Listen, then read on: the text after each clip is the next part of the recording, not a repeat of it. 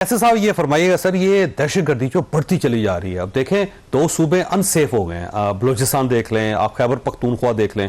खैबर पख्तूनख्वा से, बलोचिस्तान से रोजाना बुरी खबर आती है कोई ना कोई, और हर खबर हला के रख देती है।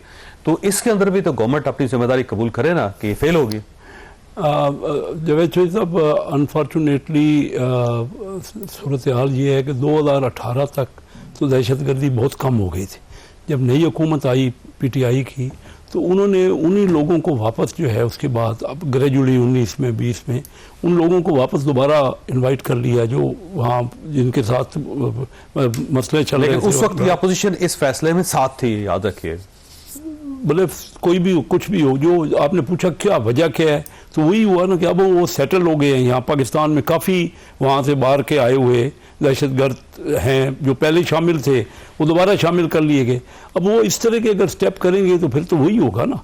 यानी ये दहशतगर्दी फिर बड़ा, हमारी बहादुर अफवाज बड़ी दिलेरी से मुकाबला कर रही हैं, देखिए शहादतें दे रही हैं। तो फिर जो शहादतें दे रही हैं उनके खिलाफ भी सोशल मीडिया में भरा पड़ा है। सोशल मीडिया अब हम अपने बच्चों को जो कि शहादतें दे रहे हैं उनको भी अगर इस तरह डिमोरलाइज करेंगे, आप बताइए तो क्या होगा। हमें सबको इसके लिए तो एक नेशनल पॉलिसी बना सकते हैं। इसके लिए सब लोग मिल के बैठ के सिर्फ दहशतगर्दी के ऊपर एक आप पॉलिसी बना। एक बनी थी ना, देखे ना, जब स्कूल पे आर्मी पब्लिक स्कूल पे हमला हुआ था, उसके बाद सब ने मिल के एक पॉलिसी बनाई और कुछ अर्सा अमल भी हुआ उसमें बेहतरी आई, सब इसीलिए बेहतरी भी आई।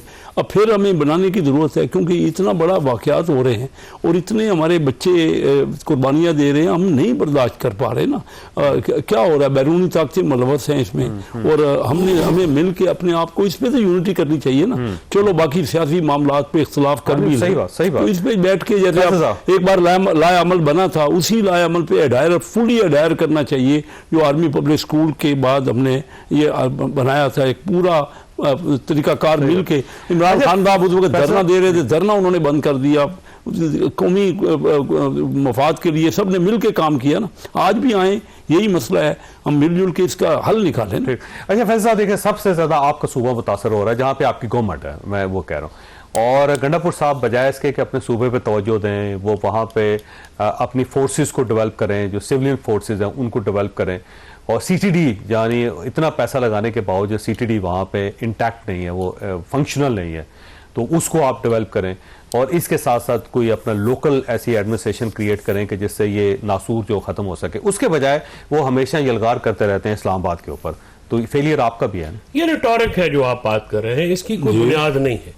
देखिए, बुनियाद इस तरह से नहीं है कि आप एक तो दहशतगर्दी का मसला कभी भी सूबाई हुकूमत का मसला नहीं है। पाकिस्तान मुतासर हो रहा है, सिर्फ एक सूबा नहीं मुतासर हो रहा है। KP पाकिस्तान का हिस्सा है।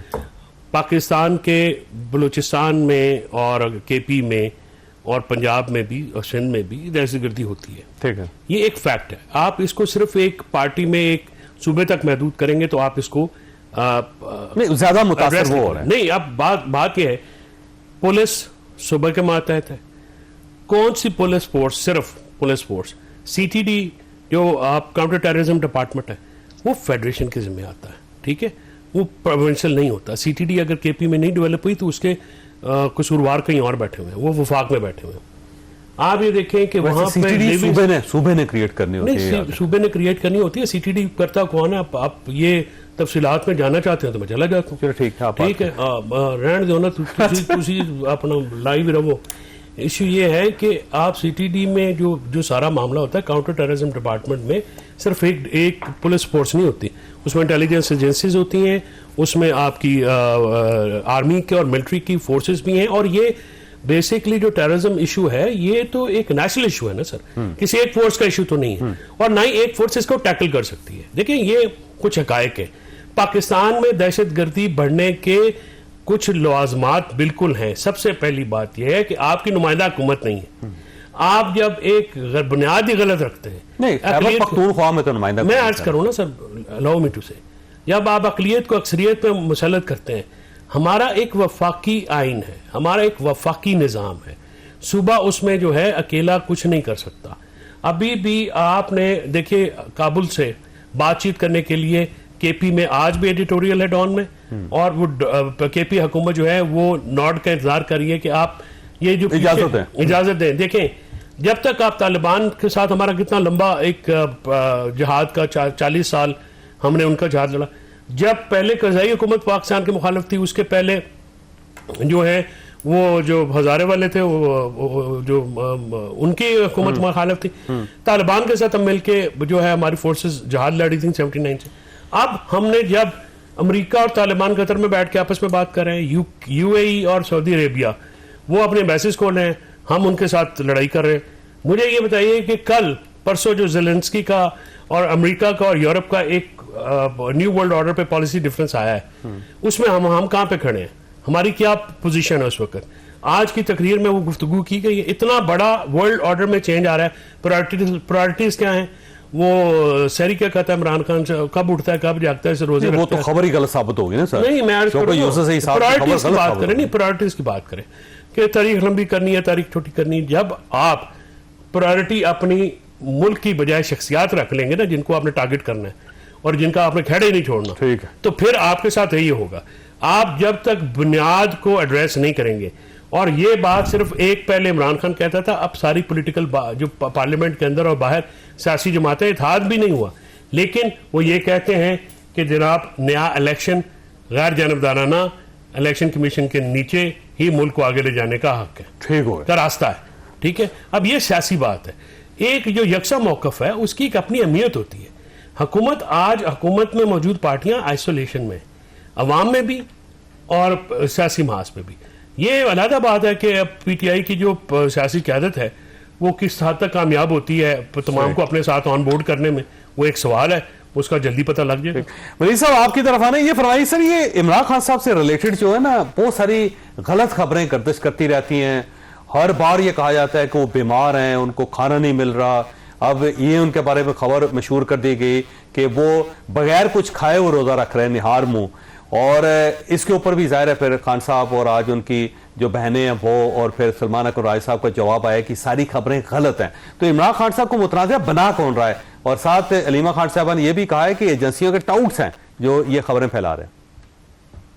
बात ये जो साहब, अब आप इस चीज को अगर देखें तो पहले एक ट्वीट की वो महर शराफत साहब से ने, वो जो ट्वीट थी वो सरासर गलत थी, उसमें जो बवाद लिखा हुआ था वो उसका हकीकत से कोई ताल्लुक नहीं था। अब क्या महर बकौल जो अलीमा खान साहबा ने फरमाया, वो क्या फिर एस्टेब्लिशमेंट के टाउट है महर शराफत साहब? अब यहाँ मुशीर इत्तलात खैबर पख्तूनख्वा है बैरिस्टर साहब साहब, वो एक स्टेटमेंट जारी कर देते हैं। वो एक जिम्मेदार शख्सियत है जो इमरान खान साहब का वोटर सपोर्टर है। अब हर कोई तो वेरीफाई नहीं करने जाएगा ना, कुछ लोग की एक्सेस है, या चले ये फैसल चौधरी साहब जाते हैं, बहसियत वकील जाते हैं, इनको तो पता है, ये अंदर जाएंगे, मिलेंगे इमरान खान साहब से, ये कैन वेरीफाई कि वो उनकी तबीयत कैसी है, नासाज है या ठीक है या क्या है। अब बहुत से फिर ऐसे लोग हैं जो जिनका कोई एक्सेस नहीं है या जिनके पास इंफॉर्मेशन नहीं है, लेकिन वो जो मर्जी सोशल मीडिया पर आए। शहबाज गिल साहब की एक ट्वीट थी, उससे पहले कासिम सूरी साहब की एक ट्वीट थी। इसका मतलब ये सारे टाउट हुए ना फिर। नहीं, मसला ये है कि मैंने खुद ट्वीट्स किए कि उनकी सेहत के बारे में नहीं, लेकिन चौधरी साहब तो ये नहीं, लेकिन चौधरी साहब का मसला ये है ना, भी ट्वीट्स आती है ना। नहीं, लेकिन चौधरी साहब जो आपने ट्वीट की है ना, वो हकायक पर मबनी थी ना। आपने जो बात की, आपने बताया कि नहीं, आपने तो ये तक उसमें रिपोर्ट किया हुआ है, इन्फॉर्मेशन दी ना कि आज हमारी उनकी मुलाकात एक्सपेक्टेड है फैमिली से, वकला से, अब तक नहीं हुई, आज उनके बेटों से बात हो गई, सब कुछ हुआ। तो वो एटलीस्ट एक हकायक पर मबनी बात। अगर खुदा ना खास्ता उनकी तबीयत खराब होगी तो चले, बहसियत एक जिम्मेदार वकील के उनके आपकी इंफॉर्मेशन पर रिलाई किया जाएगा। लेकिन मैं तो बात उन लोगों की कर रहा हूं ना जो खुद को कहते तहरीके इंसाफ का हिस्सा या इसी टाइप की भाई जो ट्वीट्स आई वो वकास अकरम साहब की भी आई है, सलमान अकबर राजा साहब की भी आई हुई है। मसला ये है कि फिर ये तो बहुत एहतराम के साथ मैं अर्ज करूंगा जी कि ये चीजें तो फिर चौधरी साहब उनको अपनी खुद देखने की जरूरत है ना, पार्टी को, पाकिस्तान तहरीक इंसाफ। ये कोई इमरान खान साहब की सर्विस तो नहीं हो रही, ये तो डिस सर्विस है। इसलिए क्योंकि मैं पिछले कई दिनों से मैं बार बार एक ही बात कह रहा हूं अपने सोशल मीडिया प्लेटफॉर्म पे भी कि इमरान खान साहब बिल्कुल ठीक है, बिल्कुल तगड़े हैं। छोटे मोटे जो मसाइल किसी को भी जेल में हो सकते हैं वो जरूर है। हाँ, इमरान खान साहब की मसाइल रहे हैं, उनकी लाइट का इशू रहा है, बत्ती उनकी बंद की जाती रही है, कुछ खाने में भी रुकावटें बीच में छोटी मोटी आई हैं, उनकी मुलाकातें बंद भी हो जाती हैं, विदाउट नोटिस बंद हो जाती हैं। ये वो बातें जो हकायक पर मबनी है ना। मैं अगर बहसियत एक आम सहाफी के मैं ये चीजें रिपोर्ट करता हूँ तो on the basis of information करता हूँ, लेकिन जो बातें लिखी गई थी कुछ ट्वीट्स में, अब आप सोचें उनसे तो कोई वो शख्स जिसकी एक्सेस नहीं है, जो शायद फैसल चौधरी साहब की ट्वीट भी नहीं पढ़ पाता, उसको तो लगेगा कि यार अल्लाह रहम करे, इमरान खान साहब के साथ पता नहीं क्या हो गया।